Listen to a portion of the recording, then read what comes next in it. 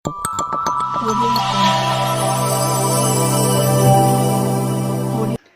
this is Priyam. Welcome to S66 News.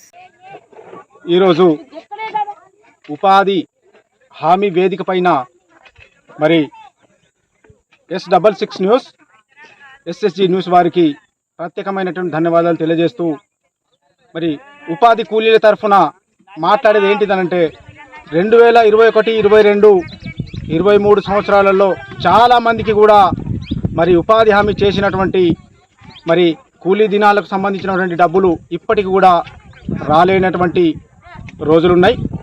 ఇంకా అదేవిధంగా మరి నెన్నెల నుండి ఒక బొప్పారం వరకు రావాలంటే దాదాపు రావడానికి పోవడానికి కనీసం ఒక 8 కిలోమీటర్ల వ్యత్యాసం ఉంది. కాబట్టి ఆ యొక్క వ్యత్యాసాన్ని కూడా మరి ఇప్పటి ప్రభుత్వం గుర్తించాలి.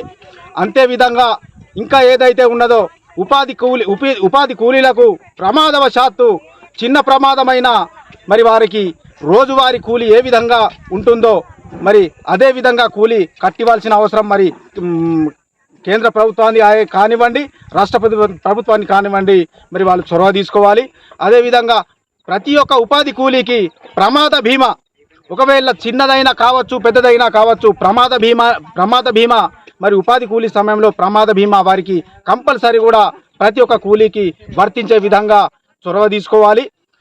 అంతే ఇంకా ఏదైతే ఉన్నదో ఇప్పుడు వేసవి కాలం కాబట్టి కొద్దిగా సమయాన్ని తగ్గించుకొని మరి పనిని కూడా కొద్దిగా తగ్గించుకోవాల్సిన అవసరం ఉంది. కాబట్టి మరి దీనికి సంబంధిత అధికారులు చొరవ తీసుకొని మరి ఉపాధి హామీ కూలీలకు మరి వారికి సహాయ సహకారాలు అందించాలి.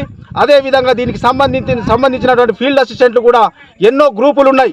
ఆ యొక్క గ్రూపులకు మరి ఒక్కరే మనకు ఫీల్డ్ అసిస్టెంట్ ఉన్నారు కాబట్టి ఒక్కరితోని కాదు కాబట్టి మరి ఒకరికి ఇద్దరికి మరి కూడా అవకాశం ఇవ్వాలని చెప్పేసి నేను ఈ యొక్క SSG న్యూస్ తరఫున S66 తరఫున నేను ప్రభుత్వాన్ని విజ్ఞప్తి చేస్తూ దీనికి సంబంధిత అధికారులు త్వరితగన మరి దీనికి పునాది పోసుకొని ఈ యొక్క సమస్యను పరిష్కరించే దిశగా మరి దీన్ని ముందుకు తీసుకోవాలి. లేకపోతే ఒకవేళ అధికారులు గిట్ట పట్టించుకోకపోతే ఉపాధి హామీ కూలీల తరఫున మరి ఇక్కడనే మేము ధర్నా చేయాల్సి వస్తుందని కూడా నేను ఈ యొక్క ఉపాధి హామీ వేదికపై నుంచి నేను డిమాండ్ చేస్తా ఉన్నా. కాలువల పైన పెట్టాలి వారం రోజులల్లో.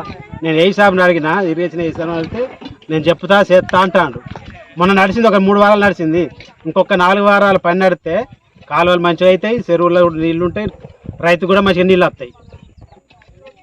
మనకు కూలి పోయిన సంవత్సరం మొత్తం మేము 7 వారాలు చేసినాం కదా, 7 వారాలే మాకు పైసలు రాలే. మనం పోయినసారి చేసిన పైసలు రాకపోయాయి. మరలా ఎన్నో మాటలు పోయినాం, అక్కడిక్కడ అట్టుకున్నా కానీ ఆ పైసలు పడలేదు. పని చేసి అయినా కూడా నేను చెప్పినా కానీ ఉన్నాయి కానీ 7 ఉన్నాయో పైసలు వచ్చినాయి అని కానీ రాలేదు మాటలు.